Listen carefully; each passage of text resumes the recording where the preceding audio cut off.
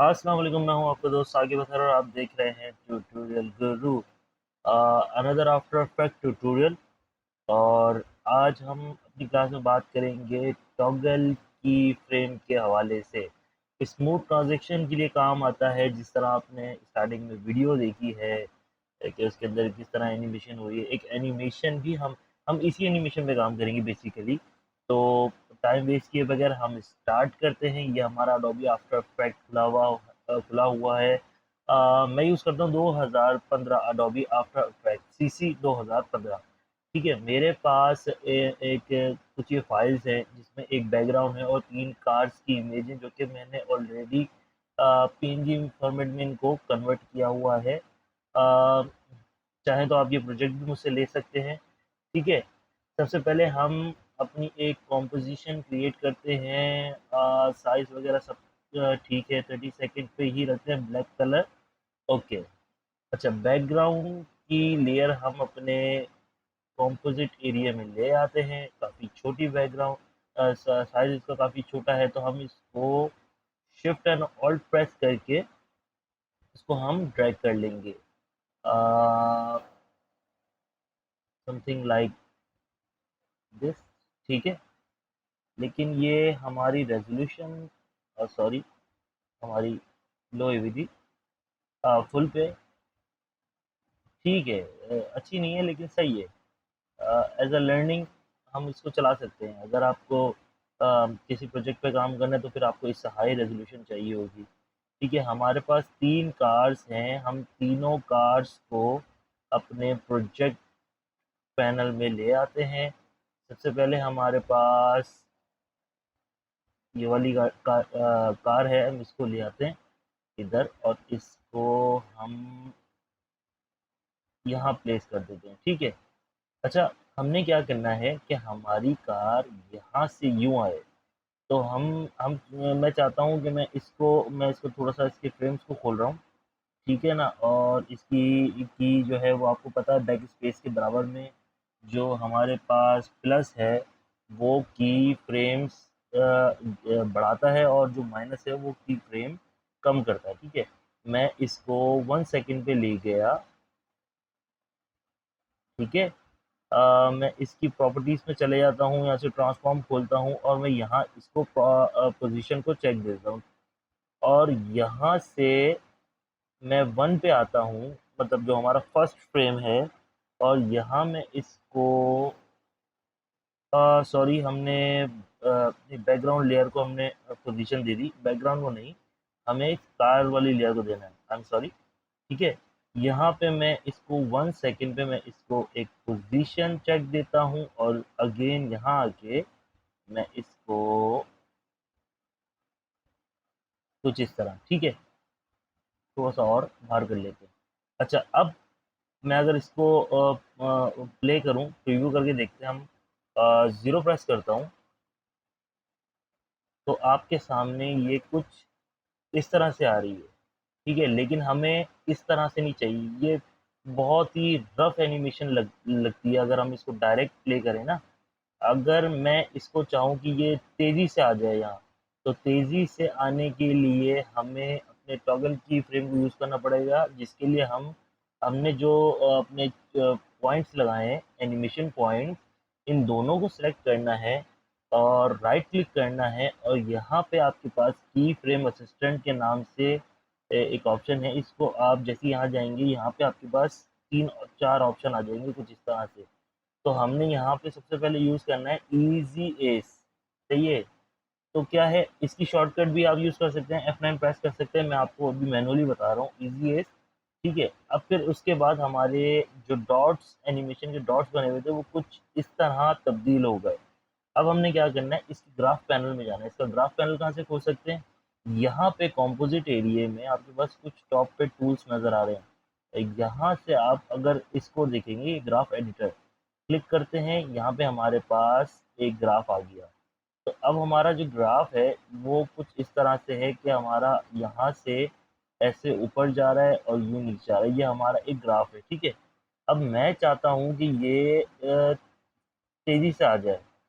यहाँ से कार तेज़ी से यहाँ एंटर हो जाए। इसके लिए मैं क्या करूँगा, इसके ये एंकर पॉइंट्स है, इसको सिलेक्ट करके मैं इसको कुछ इस तरह कर दूंगा। अब देखें ये एकदम से यहाँ से स्लो स्लो आई और ये एकदम यहाँ पर आके तेज हो जाएगी। मैं अगर इसको प्ले करूँ, ठीक है, इस तरह से आप अपनी सेटिंग कर सकते हैं कि अगर आपको लगता है कि ये 1 सेकंड बहुत ज़्यादा है तो 1 सेकंड को कम कर लें और 0 प्रेस करते हैं, ये कुछ इस तरह आते हुए नज़र आएगी। ठीक है, अब हमने क्या करना है, हम अब एक एनिमेशन भी प्रॉपर एनिमेशन बना लेते हैं ना। अब इसके अंदर मैं एक बॉक्स क्रिएट कर लेता हूँ। ठीक है, ये हमारा एक बॉक्स क्रिएट हो गया। कोई भी लेयर सेलेक्ट नहीं थी, इसीलिए इसने अगली लेयर, अगर मैं कोई लेयर सेलेक्ट कर देता तो वो मास्क बना देता। मैं पहले बता चुका हूँ मास्किंग का, वो मास्क कर देता, हमें मास्क नहीं चाहिए था। अच्छा, मैं इस बॉक्स के अंदर चाहता हूँ कि मैं इसको यहाँ से इसके जो एजेस हैं इसको मैं राउंड कर दूँ। तो उसको राउंड करने के लिए हम क्या करेंगे, क्योंकि हमारे पास यहाँ पे कोई ऐसा फीचर नहीं है जिसमें हम देख के इसको हम राउंड कर दें। ठीक है, सबसे पहले तो स्ट्रोक है हमारे पास। स्ट्रोक चाहें तो आप यहाँ से इसको बंद भी कर सकते हैं, आप चाहें तो स्ट्रोक ले सकते हैं, इसमें कलर भी चेंज कर सकते हैं। मैं फ़िलहाल इसको वाइट कलर दे देता हूँ। और इसको राउंड कॉर्नर बनाने के लिए यहाँ पे आपके पास एक बटन है ऐड का। अगर आप इसको क्लिक करते हैं तो आपके पास यहाँ काफ़ी ज़्यादा ऑप्शंस आ जाते हैं। इसमें से एक ऑप्शन है राउंड कॉर्नर्स।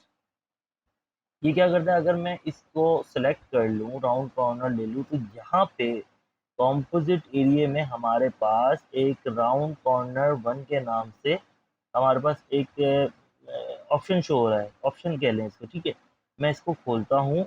अब ये पूछ रहा है रेडियस, जितना मैं इसका रेडियस बढ़ाऊंगा ये उसको राउंड कर देगा। मैं फ़िलहाल इसका रेडियस सिर्फ इतना रखता हूँ।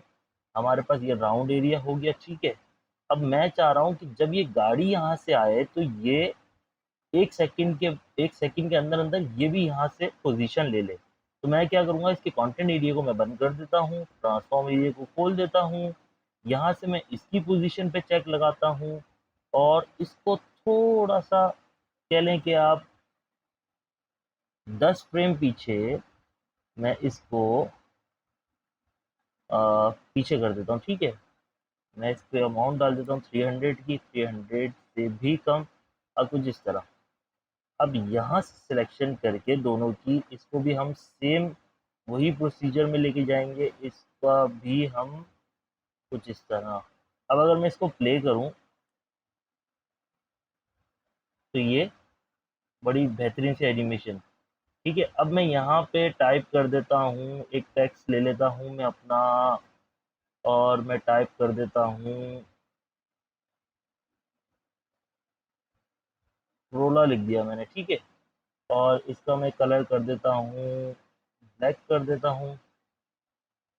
इसको मैं फ़ॉन्ट कोई अच्छा सा दे देता हूँ, नेक्सा मेरा फेवरेट फ़ॉन्ट है जो कि मैं हर उसमें यूज़ करता हूँ। ठीक है, इसका हम साइज़ बढ़ा लेते हैं और इसको यहाँ एडजस्ट कर लेते हैं। ठीक है, अगर चाहें तो इसको और खेल सकते हैं जितना आप खेलना चाहें। इसको हम कैपिटल लेटर्स में कर देते हैं। ठीक है, और यहाँ पे हम इसको सेट कर लेते हैं। अच्छा, जैसे ये यहाँ से यहाँ आए, मैं चाह रहा हूँ कि ये 10 फ्रेम्स के बाद इसकी ओपेसिटी ऑन हो जाए, ये ओपेसिटी डाउन रहे। इसकी 10 फ्रेम के बाद ओपेसिटी ऑन हो जाए। मैं क्या करूँगा, यहाँ पे ओपेसिटी पे 100% ओपेसिटी है, मैं यहाँ एक चेक लगा दूंगा और 1 सेकंड के फ्रेम जो है हमारा, उस पर मैं ओपेसिटी कर दूंगा 0। ठीक है, और अगेन इसको भी हम ईजीएस इन कर देते हैं, ईजीएस कर देते हैं। ठीक है, ईजीएस। और अब मैं इसके ग्राफ एडिटर को नहीं छोड़ूंगा क्योंकि हम जब ओपेसिटी भी खेलते हैं तो उसकी ग्राफ को कोई ख़ास काम नहीं होता। ठीक है, ये सिंपली बस फेड आउट हो जाएगा, फेड इन हो जाएगा, फेड आउट हो जाएगा अगर आप ओपेसिटी से खेलते हैं। मैं अगेन प्ले करता हूँ 0 करके, तो ये बड़ी ज़बरदस्ती एनिमेशन आ गई। ठीक है, आपके सामने। इसी तरीके से हम इसको आगे कंटिन्यू रख सकते हैं। जैसे कि ये हमारी कार की इमेज है। ठीक है, हमारी कार कोई 3 सेकंड तक होल्ड करेगी। 3 सेकंड तक होल्ड करने के बाद हमारी हम यहाँ पे एक, जैसे हमने ये वाला हमारा एक एंकर पॉइंट था, इसको चाहे तो आप कंट्रोल सी कंट्रोल वी भी कर सकते हैं। अदरवाइज आप यहाँ पे ऐड एंड रिमूव की फ्रेम ऑल करंट टाइम, यहाँ पे अगर आप प्रेस करते हैं तो यही वाला फ्रेम अगेन यहाँ आपके पास एक कॉपी बना देता है, ताकि इस फ्रेम को यहाँ तक हमने होल्ड रखना है। जैसे हम चाहते हैं कि हम यहाँ तक होल्ड रखें, ठीक है। अब मैं चाहता हूँ इसको ये 10 फ्रेम के बाद ये कार ये वापसी यहाँ से यहाँ हो जाए, ठीक है। और इन दोनों को मैं यहाँ से कुछ इस तरह कर देता हूँ। अब ये मैं क्या कर रहा हूँ, इस तरफ से ये तेज़ी से जाए, ठीक है। अब मैं अगर इसको प्ले करता हूँ, यहाँ से ये आई, करोला लिखा हुआ आया, उसके बाद ये यहाँ से रिटर्न हो गई। अब जब ये यहाँ से रिटर्न हो तो मैं चाहता हूँ कि इसका जो गाड़ी का नाम है ये भी यहाँ से रिटर्न हो जाए, मतलब इसकी भी ओपेसिटी 0 हो जाए, ठीक है। अब मैंने इसकी भी ओपेसिटी 0 कर दी। अब मैं चाह रहा हूँ कि मैं यहाँ से दूसरी कार लेकर आ जाऊँ। इस कार के ऑप्शन को फ़िलहाल हम अभी बंद कर रहे हैं, ठीक है। उसके बाद हमारे पास सेकंड एक और कार है, उसको मैं यहाँ ड्रैग करा लेता हूँ। इसको भी मैं कोई साइज़ अलाइनमेंट दे देता हूँ, कुछ इस तरह। और मैं चाह रहा हूँ कि ये कार जो है 10 सेकंड यहाँ पे होल्ड करे और यहाँ पे ये यहाँ से ये पीछे हो जाए, ठीक है। अगेन मैं इसको ईजीएस और यहाँ से मैं इसको थोड़ा फ्रेम बढ़ा लेता हूँ ताकि मुझे इजी हो जाए देखने में। और यहाँ मुझे लगता है मैंने 10 फ्रेम बहुत कम दे दिए, क्योंकि पहली गाड़ी हमारी इतनी तेज़ नहीं आ रही। ये यहाँ से अगर जाएगी तो ये दूसरी बहुत तेज़ आ जाएगी। तो मैं इसके लिए क्या करूँगा, मैं इसके फ्रेम्स को थोड़ा सा बढ़ा दूँगा, जैसे कि यूँ। पहली कार आई, ठीक है, ये हटी, दूसरी कार आ गई, दूसरी कार आई, तो हमारा टेक्स्ट भी आना चाहिए। अब टेक्स्ट के लिए हम अलग से लेयर, हम ये नहीं करेंगे कि हम ग्लॉसी टेक्स्ट लिखें। हमने क्या करना है, सिंपली इसको कंट्रोल डी से इसकी हमने कॉपी लेनी है। कॉपी लेने के बाद हमने इसके ट्रांसफॉर्म को, इसके और इसके ट्रांसफॉर्म को हमने खोल लेना है, ठीक है। तो हमने क्या करना है, हमने यहाँ से इसके ट्रांसफॉर्म को, हमने यहाँ से इसको, इसके भी ट्रांसफॉर्म को खोल लेना है और इसकी लेयर को हमने यहाँ प्लेस कर देना है, कुछ इस तरह। अब जब ये गाड़ी आएगी यहाँ से, ये आई, ये गया, ये आई। अब यहाँ पे हम क्या करेंगे, हम यहाँ पे इसका टेक्स्ट चेंज कर देंगे। तो हम यहाँ लिख देते हैं भाई ये गाड़ी है विड्थ, ठीक है। हमने यहाँ पे विड्थ टाइप कर दिया। अब अगर मैं इसको प्ले करूँ, 0,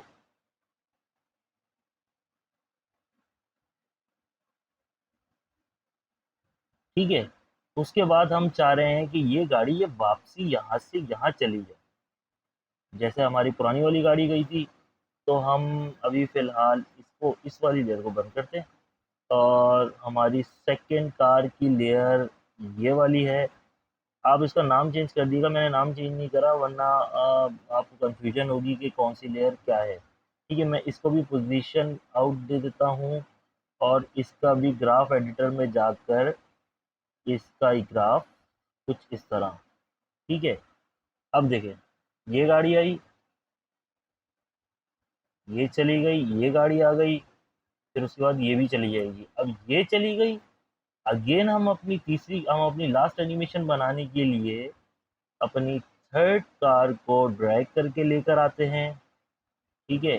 अब ये हमारे पास एक है हाईएस्ट, तो क्या है, हमने यहाँ पे अपनी हाईएस्ट प्लेस कर दी और 20 फ्रेम्स तकरीबन यहाँ जाके हमने इसकी पोजीशन सेट कर दी और अपने लास्ट जो हमारी गाड़ी यहाँ से गुजरी, वहाँ पे हमने इसकी पोजीशन कर दी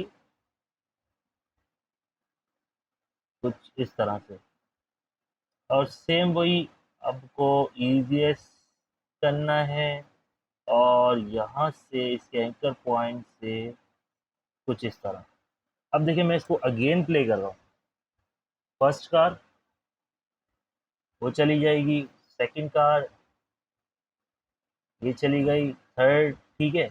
अब वही कि हम इसका टेक्स्ट को लेकर आएंगे, अगेन हम टेक्स्ट को कॉपी करेंगे, उसकी पोजीशन को कंट्रोल यहाँ से कंट्रोल डी करके इसकी भी हम ट्रांसफॉर्म खोल लेंगे ताकि हमें अंदाज़ा हो जाए कहाँ पे चीज़ क्या है, और हम इसको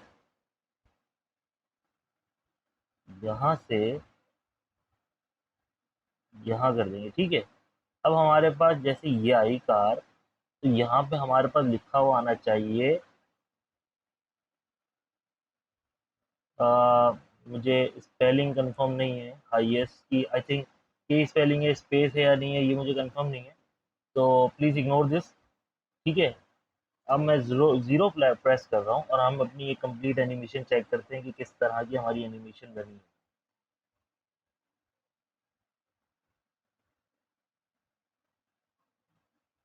ठीक है, ये यहाँ हमने क्योंकि इसका हमने आउट नहीं लगाया, तो टेक्स्ट का ऑलरेडी लगा हुआ था लेकिन इसका हमने आउट नहीं लगाया। अगर आप चाहें तो इसका लगाने चले हम इसमें लगा ही देते हैं ताकि अ, आप लोगों को देखने में कोई प्रॉब्लम ना हो। तो हमने ये लगाया, ठीक है। ये लगाने के बाद हमारा कंफर्म यही एरिया था और ये हमारा आउट था, तो हम इसमें आउट कर देते हैं। अच्छा, मुझे पहले वाले फ्रेम्स में लग रहा है कि हमने थोड़ा सा कोई प्रॉब्लम किया हुआ है, मैं चेक कर लेता हूँ फिर भी।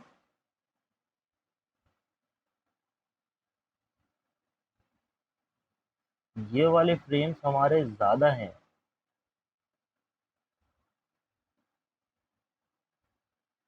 ठीक है। अब सबसे पहले तो मैं इसका ड्यूरेशन सेट कर देता हूँ कि हम क्या ड्यूरेशन चाह रहे हैं, ठीक है ना।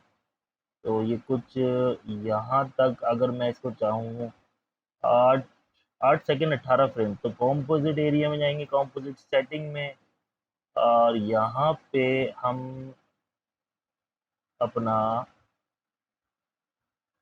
08 और हमारे पास फ्रेम्स हैं कुछ 18 और मैं ओके करता हूँ तो वो पूरा उसको साइज पे सेट कर देगा। अब मैं इसको 0 प्रेस कर रहा हूँ ताकि हम इसका प्रीव्यू रेंडर देखें।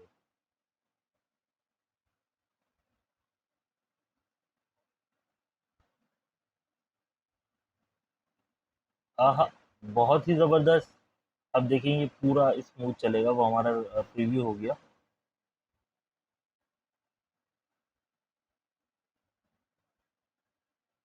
तो उम्मीद है दोस्तों आप लोगों को मेरी ये वीडियो पसंद आई होगी और ये भी समझ में आ गया होगा कि टॉगल फ्रेम की क्या करता है, किस तरह काम करता है। एनिमेशन को स्मूथ बनाने के लिए हमें क्या क्या चीज़ें यूज़ करना पड़ती हैं, ग्राफ एडिटर क्या होता है।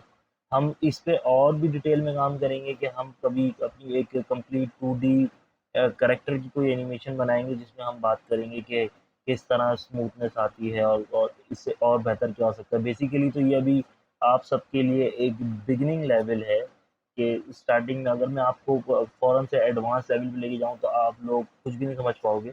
इसीलिए मैं चाहता हूँ कि मैं आपको स्टेप बाय स्टेप सारी चीज़ें समझाऊँ।